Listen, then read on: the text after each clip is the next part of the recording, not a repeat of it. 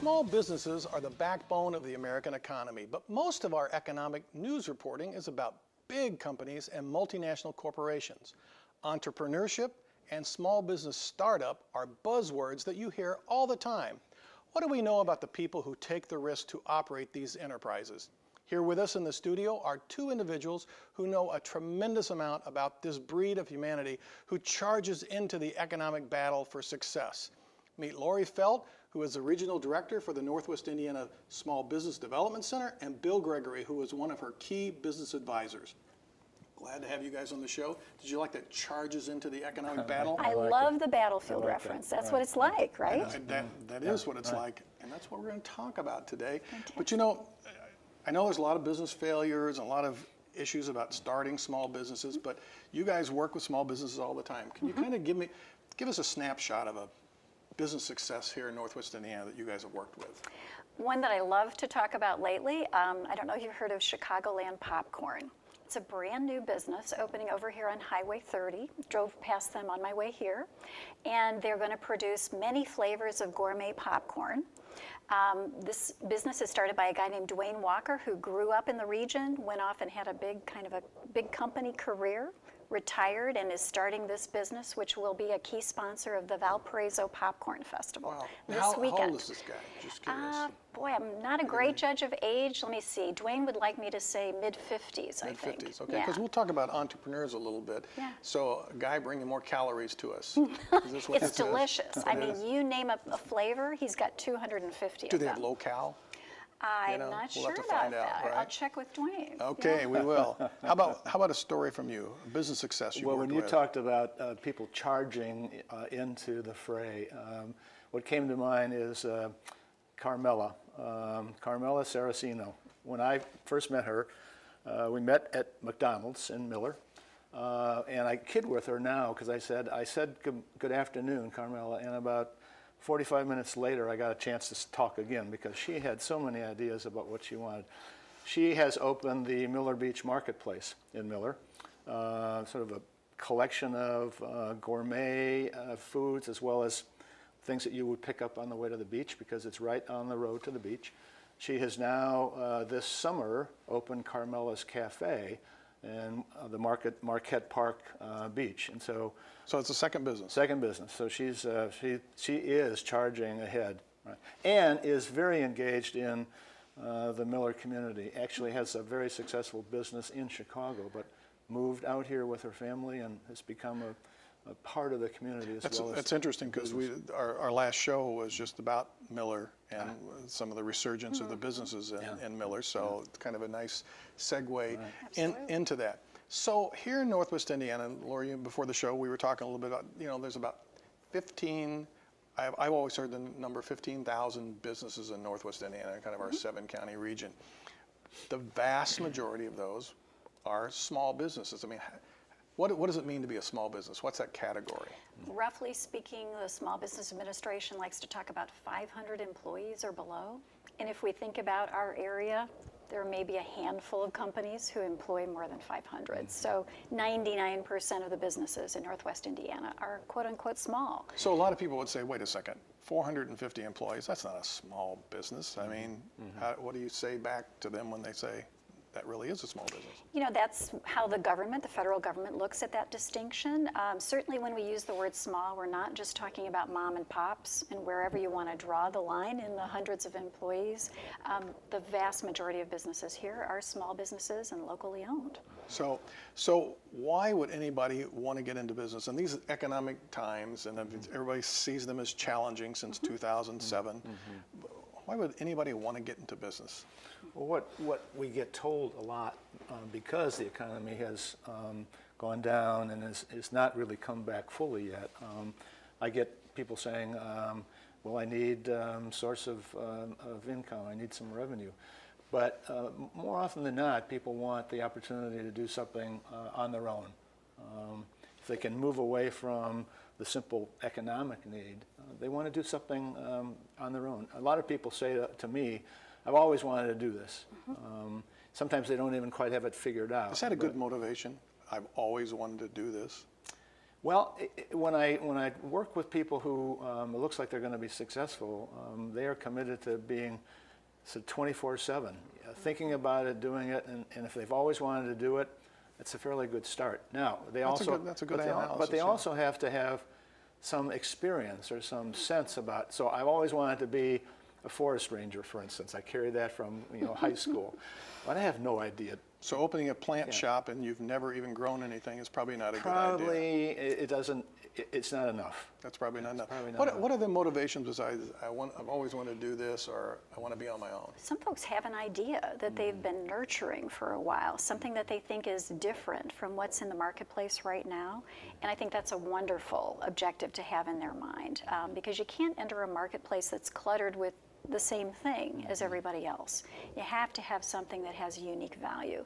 So I love folks who've thought about the market and customers out there and what they can offer that brings the customer to them. But now that's the key, and you both know that I used to do a lot of this consulting. Yes. So that used to surprise me when I'd have people walk in. Not surprise me, but there's a difference between somebody who walks in and has that product and really knows how to market, and the person just is in love with their product. What do you tell that person who's obviously in love with their product, but you can tell has no sense of how to run a business or sell that product? What do you tell them?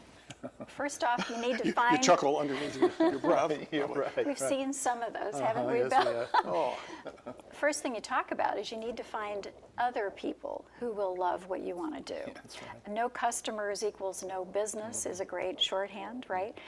So we try to talk about what it is that you can offer that other folks out there, the customers out there, will like.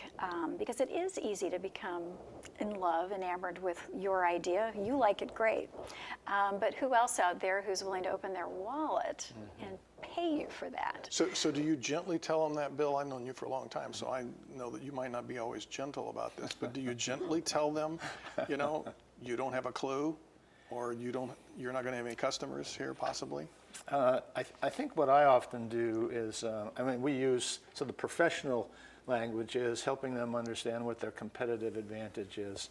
What that means is, why would they buy your product as opposed to somebody else? And in some cases, that will kind of shake them up enough to say, well, my widget, how do I describe my widget as somehow different and better, and people more likely buy it than every other widget that's on the shelf now. Can you both talk about maybe a widget or a product that's that you've worked with that was new and has kind of taken off? I mean, you talked about the popcorn, which is kind of new and taken off. We won't talk about the ones that probably haven't taken off. I have several of those stories too. So to protect the innocent, we won't bring that up. Sure. One that I have in mind right now, it's a young entrepreneur who's got a real kind of a futuristic idea.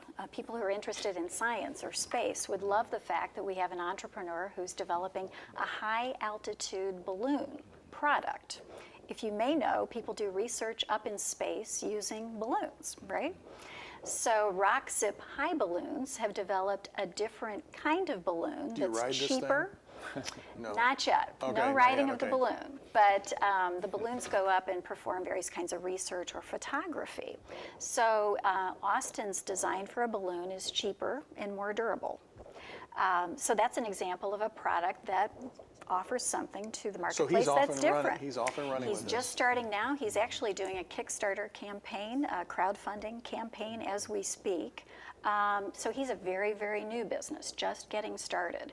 But what appeals to me about an idea like that is he's offering something that has a clear advantage to what else is out there right now. So we'll come back and talk about the investment potential or the return. You've got another one? What I have more lately, not sort of new products, but different versions of old products. I have several folks who are starting businesses with cookies and with cupcakes and with pies and cakes. There seems to be a sweet theme running through my startup folks these days. Maybe you just attract those kind, Bill. Is that possible? They Sweet- say, sweet this looks people." like a guy who would probably eat a cupcake. Or, Yeah, right. is that Since what I it had is? Cakes are very big since right I now. had So. 4 chocolate chip cookies for lunch today, so. Well, you're how, right. how do you talk to the person who comes in with an idea that you think really is like the market's already saturated, or really you're the fifth person I've talked to about starting a cupcake business. I mean, at what point do you say that to them? Well, Or do you? Yeah. Oh, we don't so much say that. We try to work with them on looking at the market that they're dealing in. And the SBDC has great sources of market data. So we can begin to look at maybe a geography that they're contemplating working in, like Yeah. with a bakery, Right. and identify the other competition out do there. the competitive Is it analysis. saturated? And work with that client to help them discover some of the challenges that might be there for them. But maybe a cupcake baker or what have you has something that's quite different that would attract customers, in which case, they need to focus on that advantage in comparison. Well, let me give you another quick example. I just met this past week with a young man who wants to start a barbershop beauty salon. And there are a lot, obviously. But one of the sources that we've got, I did search, and I simply identified the address that he has in mind for his shop, and I did a very simple, only a 5-mile radius around that, and I plugged in keywords barbershop and beauty salon. I got 161. Now that's a lot of competition. Wow. Now he doesn't know that number yet, but he obviously knows that there is a lot of competition. So I've tried to start thinking with him, how does he describe his operation as different? And that's a great way to do that analysis. I remember used to do that and start saying, divide that number down by how many people in the town, how many people getting a haircut, and so forth. And pretty soon you see, you got the potential to maybe draw 50 people. Yeah. Whoa, or Yeah. something is like, can you make a living off of cutting 50 heads of hair? Right. So that's an interesting challenge, I think, working with these people. So there's a lot of risk jumping into these things, right? I mean, Absolutely. what are people putting at risk when they jump into these businesses? Their time, their Everything. blood, sweat, and tears, and certainly often their money, their savings, collateral, if they're obtaining a loan. So it is a risky venture. There's no question about it. The marketplace is challenging. And the SBA tells us about half of businesses fail within the first 5 years. So you have to admire, like you did in your intro, it's a challenge. It's not for everyone to start a business, but folks who have a good plan and start with their homework having been done, identifying a market, those are the ones most likely to succeed. Years ago, when you were asking me what I used to do with the SBDC, I used to do all the startup seminars. And I would say, you put a lot at risk. I said, but be honest with you, you can recuperate from losing your money, for the most part. You can recuperate from losing your time. I said, but the thing that's hard to recuperate from is the damages can do to your own personal confidence and your own ability and just who you Absolutely. are. Yeah. That's the hard part, because it sometimes carries over into relationships. People lose their spouse over it. They lose family members, partners. That's true. So have you seen some of that kind of collateral damage? Yeah, well, you are, just to back up to the question you asked, I think one of the costs is, or the things that people have to put into this is the business, you become the business, and there's no separation. And so you carry it home, you carry it with you on the way to work, after work, and you talk about work at Thanksgiving table, right, as opposed to family or anything else. It's just you become the business, and you have to in order to be. I think there's a hump you might be able to get over, but I think one of the things that people don't realize, if they have worked for somebody else and now start their own business, you don't get the regular paycheck necessarily. You don't get to take a regular vacation. You don't get days off in the way that you did before. You're there all the time, and if you're not there mentally, emotionally, you're there. That is a huge sacrifice. So again, I always go back to that, knowing all that, why are these people so crazy to want to get into this? And I say that because I'm one of those people, because I've started a whole number of businesses. And so I think I'm crazy too, but why did you get into even helping in this kind of business? Why are you even doing this? I've always loved helping businesses grow, and I used to do that by working at a big company and helping them grow their markets, and I love doing that. But there's something uniquely satisfying in working with small business people because they're so integrally entwined with their businesses, and the reward is so great. when they start and succeed at that business. So there's pleasure in our business every day by meeting with clients who are starting all different kinds of businesses or running businesses. We work with people who are second-generation business owners and helping them succeed and thrive into that next generation. So you get to work in a number of different markets and help each of those businesses grow and see the rewards that that business owner and that family gets from that. And Why do it's you do this, fantastic. Bill? Well, the business that I was in, or I'm still in, I have a consulting business. I've had that for 25, 30 years. And I love that, something is always new. And the consulting training activities that I do are always stimulating to me.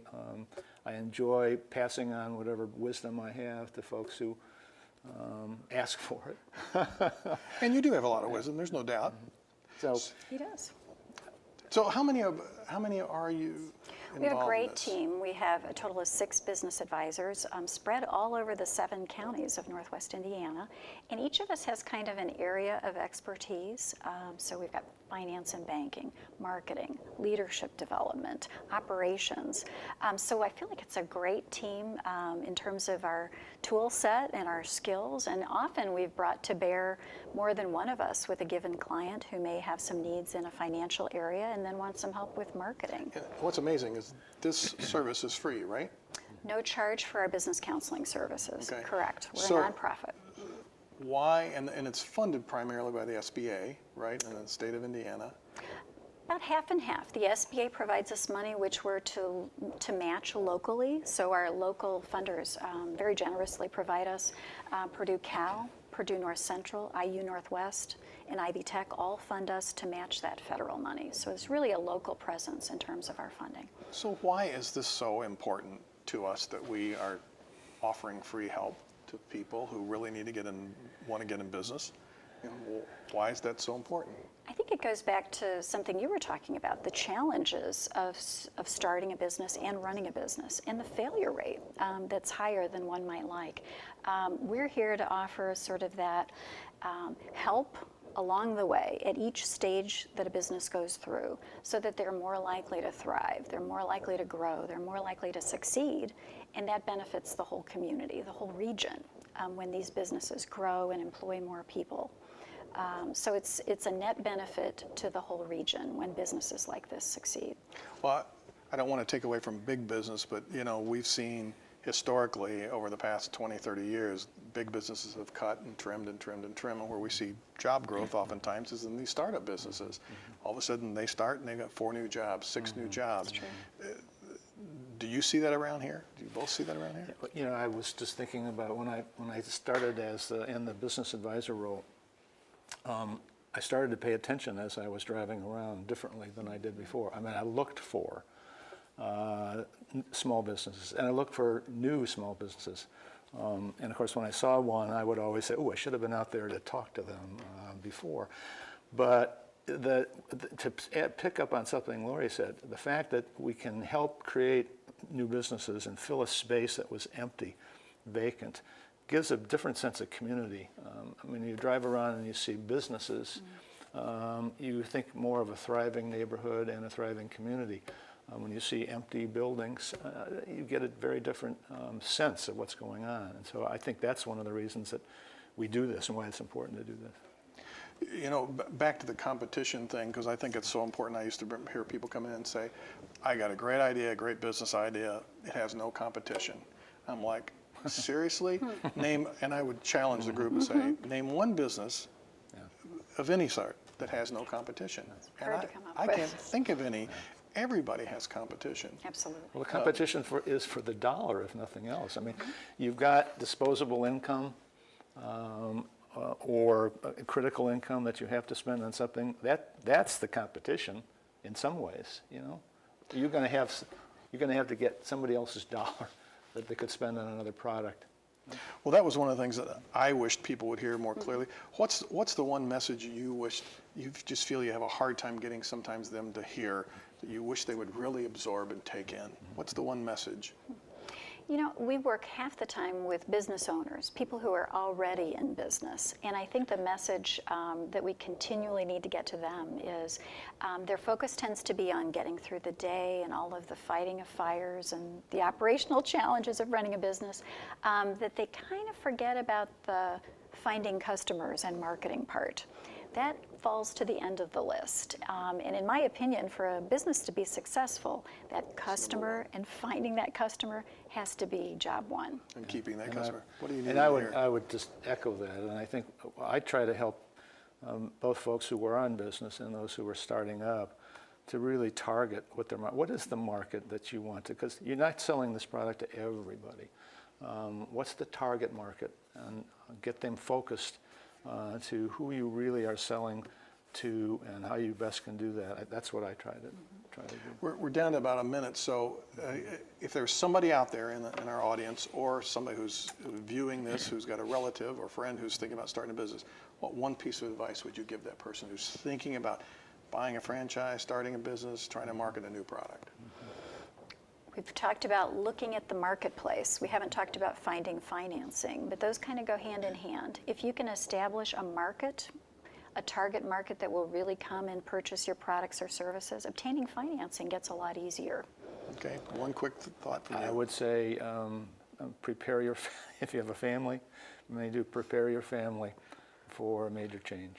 Prepare the family for the oncoming, okay? Brace yourself. Brace yourself for the battle. Brace yourself. Yeah. Like Brace yourself, right. Well, thank you both for being here today, and good luck continuing your work, and I know you're helping build our economy, so thanks. Thank Nice you. to be here, thanks. Okay.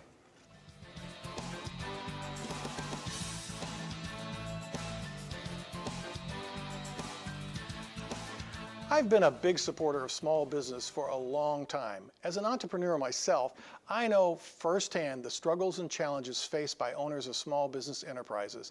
They put their hearts and souls into their businesses. They put their financial well-being at risk by investing hard-earned money and borrowing more than they probably should. They place their reputation, self-worth, confidence, and mental health on the line. For many, even their spiritual beliefs are put to the test. These people are courageous. They take huge risk with limited probability of success. They fail for all kinds of reasons: lack of experience, poor decisions, undercapitalization, ineffective marketing, and so many more mistakes and missteps. The one reason for failure that should never occur is lack of customers. If they have a good product or service, we, the local residents, should support these new enterprises and fledgling businesses. We should visit their offices and stores, check out what they have to offer, and give them a try. Many of our buying decisions are dramatically impacted by the expensive marketing campaigns of gigantic companies.